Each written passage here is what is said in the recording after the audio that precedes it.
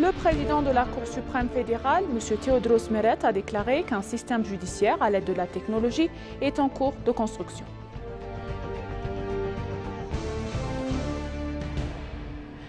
La ministre de l'Urbanisme et de l'Infrastructure, Jaltu Sani, a dévoilé que la croissance des villes éthiopiennes sera de 5,4% par an.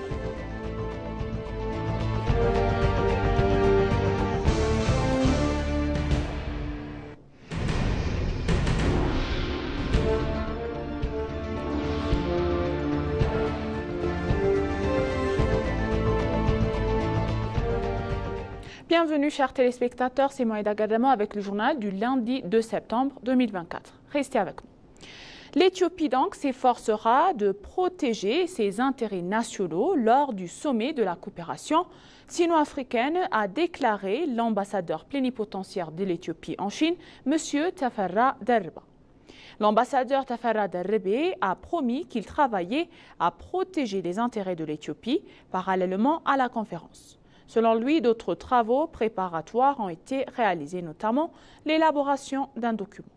Parallèlement à la conférence, des responsables éthiopiens ont indiqué qu'un forum de discussion avait été organisé pour indiquer que le forum permet aux investisseurs chinois d'investir en Éthiopie.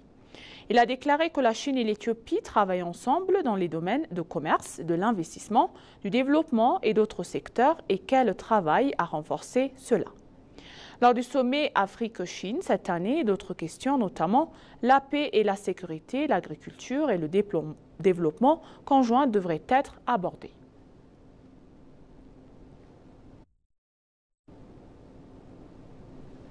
Dans une autre nouvelle donc, la Banque éthiopienne de développement a révélé qu'elle a réduit les créances douteuses de 57% à 6,5% grâce aux efforts qu'elle a menés au cours des 5 dernières années. La banque a accordé des prêts de 32 milliards de birr, a réalisé un bénéfice de 5,5 milliards de birr au cours de l'exercice fiscal qui vient d'être achevé.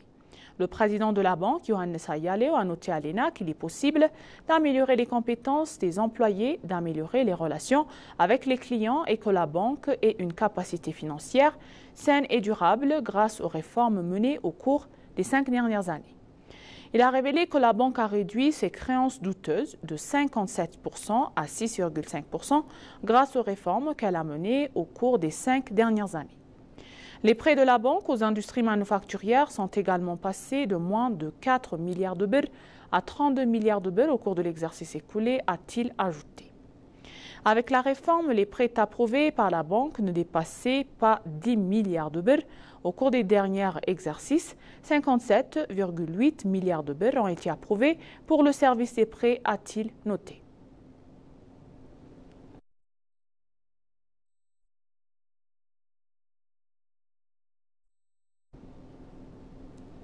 Le président de la Cour suprême fédérale, M. Tewodros Meret, a déclaré qu'un système judiciaire qui joue les nouvelles constantes qui sont connaissances à l'aide de la technologie est en cours de construction. Le président a tenu ses propos lors du début à Addis Abeba et de la formation des juges de la région d'Amara. Le président de la Cour suprême fédérale, M. Tewodros Meret, a déclaré que de nouveaux secteurs économiques et connaissances technologiques étaient appliqués, notamment le marché des capitaux. De plus, il a déclaré que des travaux de renforcement des capacités sont en cours afin que les juges puissent gérer efficacement ce changement. Il a également déclaré qu'en utilisant les technologies, nous créerons des tribunaux auxquels la société pourra avoir confiance. Le président de la Cour suprême de la région d'Amara, M. Adego, a déclaré que la formation dispensée aux juges de la région d'Amara aidera les juges à prendre les nouveaux changements et à mettre en œuvre les procédures établies. En outre, il a déclaré qu'il travaillait également à élargir l'accès aux tribunaux de la région en utilisant la technologie.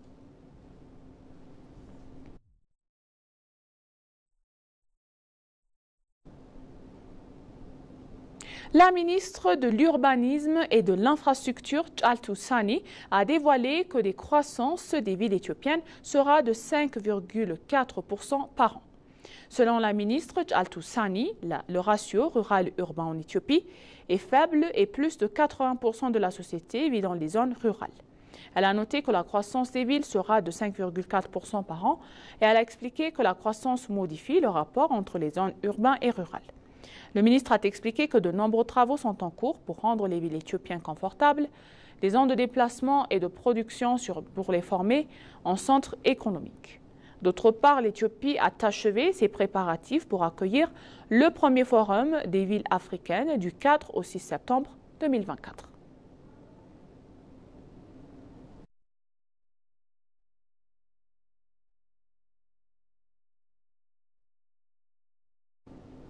Les réalisations observées dans le développement de la culture du blé en Éthiopie démontrent la transformation du secteur agricole et l'entrée d'une nouvelle phase, a déclaré le ministre de l'Agriculture, Girma Amanti.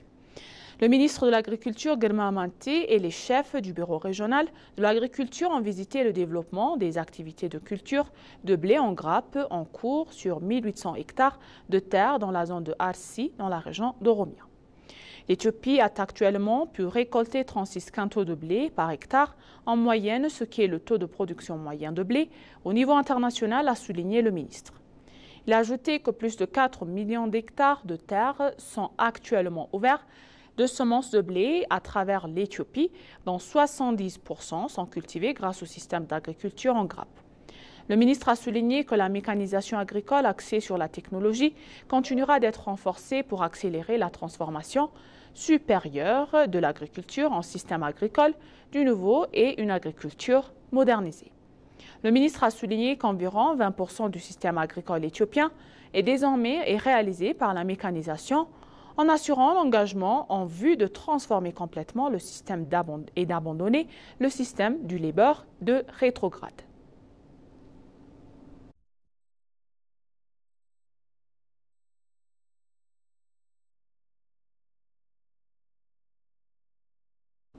La ministre de la Culture et des Sports, Mme Shawit Shanka, a déclaré que le festival des filles tels que Shadei, Ashandiye et Solel s'est célébré dans l'état de la région d'Amara et devrait être utilisé de manière appropriée pour assurer l'unité du peuple et le développement de notre pays. Sur le thème Notre culture pour notre paix et notre unité, le programme final régional de Shadei, Ashandiye et Solel s'est tenu dans la ville de Bahar Dar. La ministre mentionnait que les valeurs des festivals augmentent de temps en temps, ajoutant que ces éléments sont importants pour la paix, la tolérance, la réconciliation et la coopération. Elle a souligné que ces bonnes valeurs doivent être utilisées pour assurer l'unité du peuple et le développement de notre pays en augmentant les avantages socio-économiques de leur maintien et de leur développement. Abdou Hussein, le chef adjoint de l'État d'Amara, a noté que les festivals de Shadei, Ashandiye et Solel deviennent de plus en plus précieux. Il a confirmé que le gouvernement régional apportera tout le soutien nécessaire pour faire de ces fêtes traditionnelles des destinations touristiques plus importantes et les développements et les transmettant aux générations futures. Le chef du bureau de la culture et en outre du tourisme de l'État d'Amara, M. Melkamou Zagaye, a déclaré que Shadei, Ashandiye et Solel et d'autres fêtes célébrées à partir de la mi-août sont les manifestations culturelles et religieuses de notre peuple.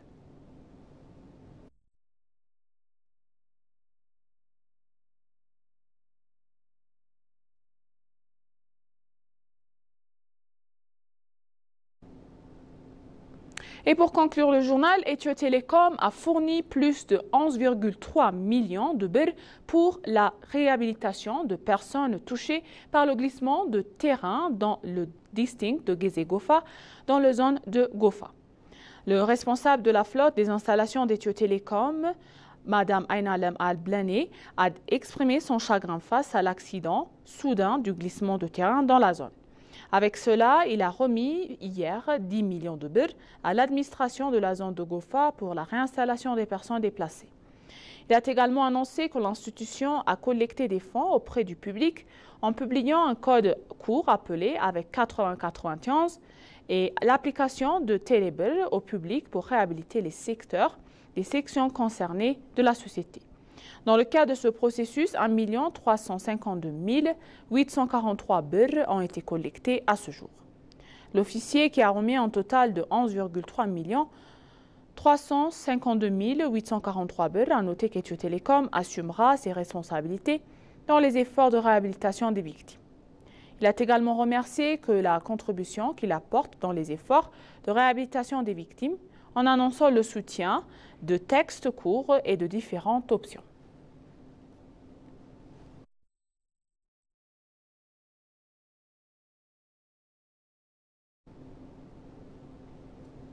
Et maintenant, chers téléspectateurs, je vous rappelle les titres principaux.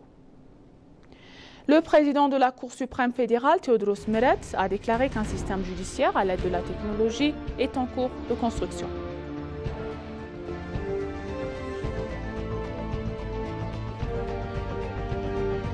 La ministre de l'Urbanisme et de l'Infrastructure, Altoussani, a dévoilé que la croissance des Éthiopiennes-villes sera de 5,4% par an. Merci chers téléspectateurs, ainsi s'achève le journal pour aujourd'hui. C'était moi Eda Garamao et bonne journée.